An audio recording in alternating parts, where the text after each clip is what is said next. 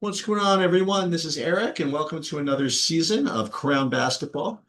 For those that have not been with the team before, again, I've met you guys a couple of times already, but just to kind of remind you what I'm going to be doing here for the program. I used to coach, and after that, I decided that I was going to help Chris out with some of the things that I always studied with respect to basketball analytics and how to help coaches help their kids make the right decisions on the court and using the numbers and using this type of analysis to analyze games. I have a background in this type of thing and a lot of different fields, which you can feel free to Google at your leisure.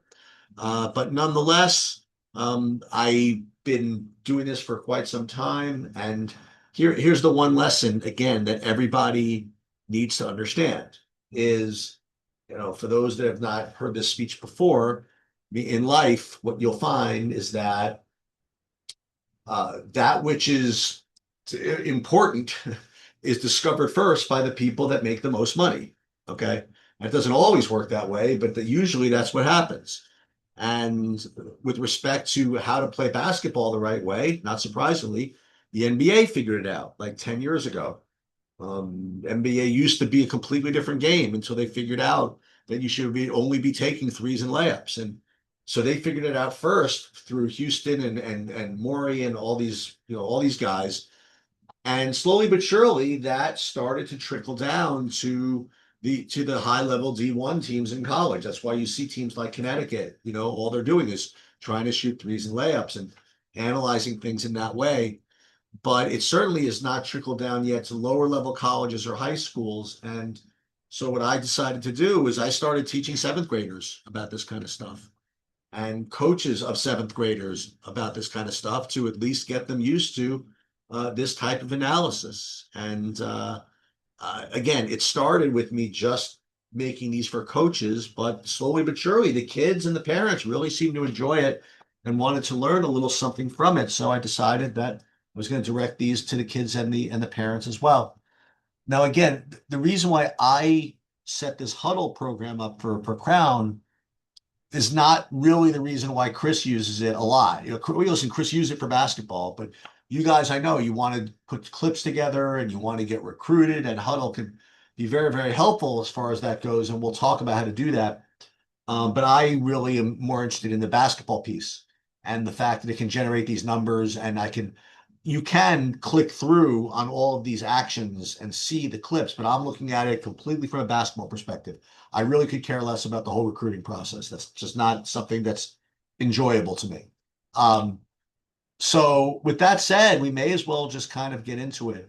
So the first thing that I want to do again for each of these teams, and you guys no different, treating you no different than the other 17U teams, is there are three different numbers which we have to analyze every single week as a team, and these numbers are going to be designed to be goals that you're going to need to achieve to win the types of tournaments that Chris is going to have you play. Um, Now, the categories are going to be in one, effective field goal percentage, two, turnover rate, and three, offensive rebound percentage. Now, for effective field goal percentage, what you are going to need to get as a team on a game by game basis to be competitive in the types of games that Chris is going to want you to win is going to be 55% effective field goal percentage. Now, again, a little bit of terminology here. That does not mean just your regular field goal percentage. What effective field goal percentage does is it accounts for the fact that threes are worth 1.5 times the amount of twos. So if you were to shoot, say, nothing but 2-point shots and you shot those at 50%, then your effective field goal percentage would actually be 75. So because you multiply those twos by 1.5. And likewise, if you shot an effective field goal percentage of 33, then that actually, excuse me, if you shot a 3-point field goal percentage of 33 and shot nothing but threes, that would correspond to a 50% effective field goal percentage because 33% times 1.5 is 50. So effective field goal percentage accounts for all of that. So you're going to need about a 55% effective field goal percentage. Turnover rate. For your age group at your skill level, the types of teams you're playing, you have to keep this below 15%. Now, I'd love to see 10% or below, but at the very least, you want to be in that band, between 10 and 15%. Um, okay. Offensive rebound percentage. Well, this one is we want to have your offensive rebound percentage be about 30% or higher. And all that means is of the shots that you miss, you want to be able to track down about 30% of them. Okay. And you want to be shooting for these three main team stats on a daily basis and also on a game by game basis and also for the season. And we'll talk about how to be able to achieve these goals. If you've seen we're coming up a little bit short. All right, so let's kind of get right into it. And we're going to start with this first game against Boys and Ballers. And you'll see that we're kind of, operating on the margins here. You have an effective field goal percentage of 57%, which is good. You don't have too much room for error. Your turnover rate is pretty good, 11.7. It's certainly within that band. And 34% offensive rebound percentage is very good. Okay. And these are the types of numbers that are going to keep you competitive, even if you were playing somebody better than this. Okay. So this is actually, you're right on track. This is actually not too bad.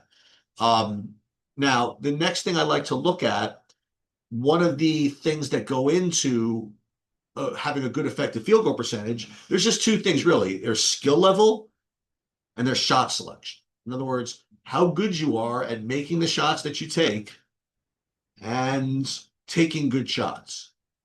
Now, the things that you can't control immediately is your skill level, right? That you have to train for and, keep going to Crown or wherever you go. But what you can control is your shot selection. So we're going to talk about that. And the way you talk about that is by pulling up this shot chart. Now, you're going to see me refer to this throughout the course of the season.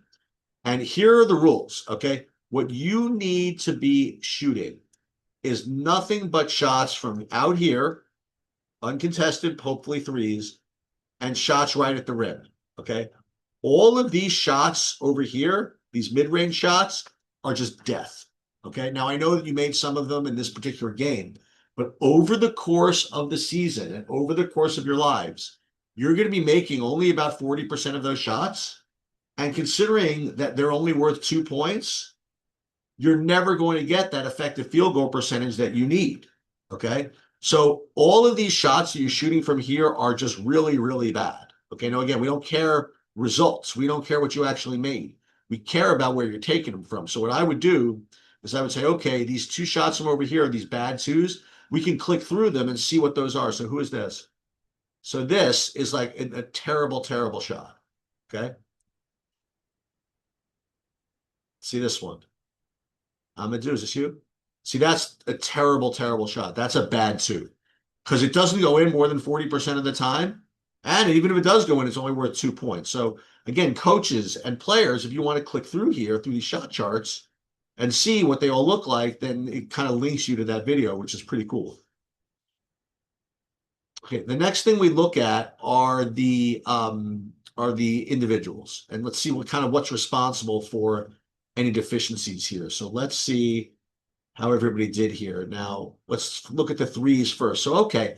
So you guys didn't shoot particularly well from three, but some of you did better than others. So Christian, you were 4 for 6 from three. That looks good.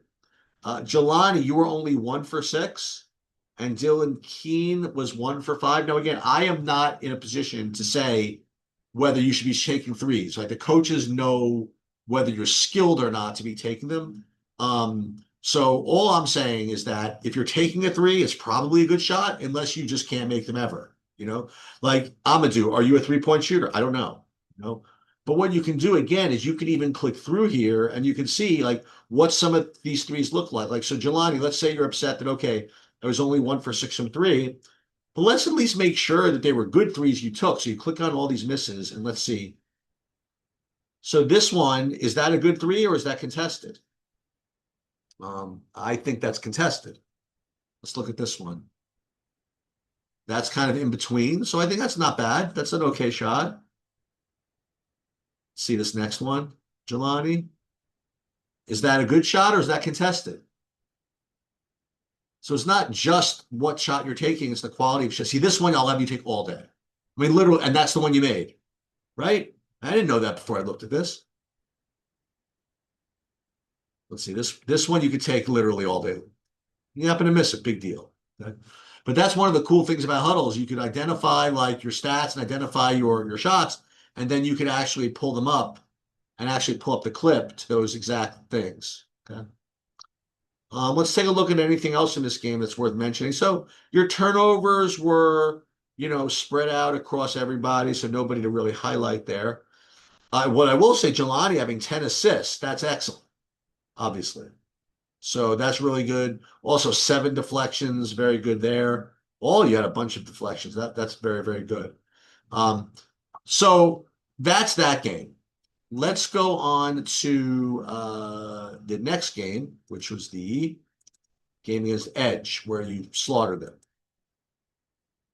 So this is again why you need to look at these numbers instead of just the wins. So here you'd think that I'd say, okay, this is probably a pretty good game by you, but actually your effective field goal percentage was not good enough. Your effective field goal percentage is 53%, 0.6%. What that means to me is that you're going to need to do better if you're going to beat the teams you need to play. Was it good enough to beat these jokers? Sure. But it's not going to be good enough to win the types of games that you need to win. So we have to kind of dive into why your effective field goal percentage was only 53%. So it's always going to be a question of whether it was bad shot selection or just bad shooting. Now, what's better? You know what I mean? Like, I think it's better to have good shot selection because, you really can't worry too much about your skill level on the court, right? You could continue to work on that, but if you're taking good shots, that's really all you're going to be able to do. So let's pull up the shot chart and we'll pull it up from Edge. And we'll see if the issue is shot selection or, okay.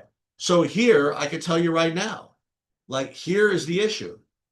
These bad twos are just death. Okay. Now, it didn't hurt you too much. Actually, it did. I mean, it hurt you a little bit in the last game, but in this game, it really hurt you. I mean, from bad twos, you were 0 for 1, 0 for 3, 0 for 4, 0 for 5. You were 1 for 8 in this bad two range. And that single-handedly kept you from having an extraordinarily good field goal percentage, effective field goal percentage. So what I would really do is I would go through here and see like who's kind of responsible for these. And we'll just kind of click through all these. So let's look at this one, for example. Let's see. See, Dylan, let's see what you're up to. Your foot was on the line, I think. That's why they gave you a bad two. And again, huddle's not perfect. It's not going to catch them all. Let's look at some of these others. 1 for 3 from here. Let's take a look at this. Yeah, so you don't need that. But that's a bad two. It's a pull-up, tested. You only get 2 points if you make it anyway. That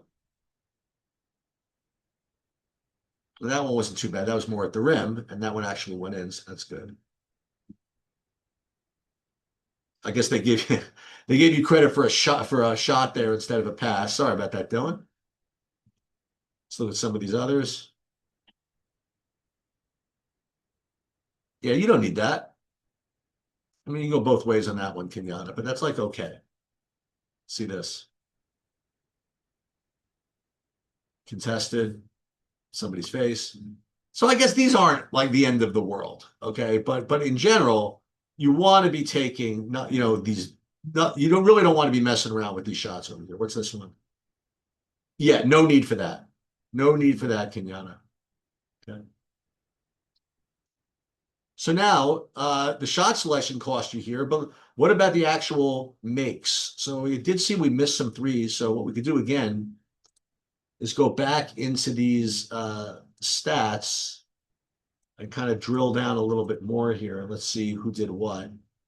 Sort by athlete, by totals, and let's see. So here from 3, we have, So once again, Jelani, 1 for 5 from 3. So, is that an issue or not? Now, Dylan, you were 1 for 4 here, and I just want to make sure. Yeah, Dylan was 1 for 4. So I would go back and see and just make sure again that these threes are good threes that we're taking. So let's see. You want to make this Jelani's day? Let's look at Jelani's day. So let's pull him up. See this.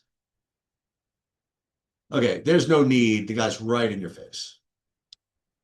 I can tell you that one. See this one.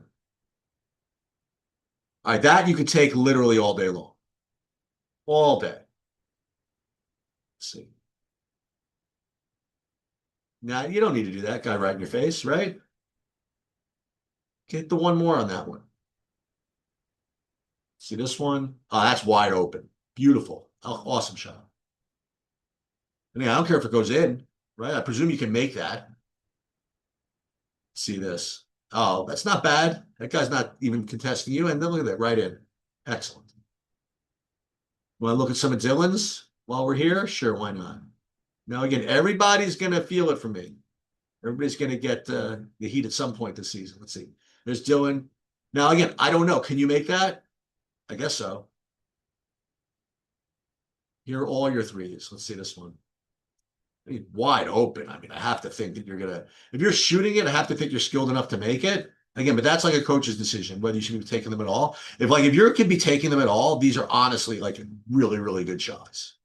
Now, if you're no good at taking threes, then it doesn't matter where you're taking them from; they're not good. But I'd like to think that if you're camped out there, that you could probably make them. I think, and that's more for coaches. Um, let's see. What else in this game can we look at? All right, LJ with three turnovers. Now, again, I'm showing you this just as kind of an example. Like here, if you don't like that you had three turnovers, just click through it. Let's just see what these three turnovers look like for LJ. Okay, he just threw the ball back in bounds. That's not a big deal. Again, Huddle can be sometimes very aggressive with their turnovers. That was kind of a joint turnover between you and Kenyatta, I guess. And then take a look at this one. Yeah, that's no good. Um, but again, that's one of the cool things with Huddle is you can click through here and just see like all the stuff that you kind of want to see. All right, now as far as now I will say Jelani, look at that, 7 for 8 from two. So you can click through those as well. Now, from an individual perspective, all right, let's take a look at the whole season, and I want to give you some numbers to strive for as athletes. Okay.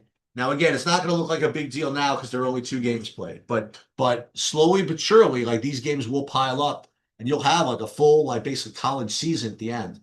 And here are the numbers that I want you guys to strive for. Now, the numbers I want you to strive for individually are very close to that which I want you guys to have as a team. So if I want you guys as a team to have 55% effective field goal percentage, think about it this way.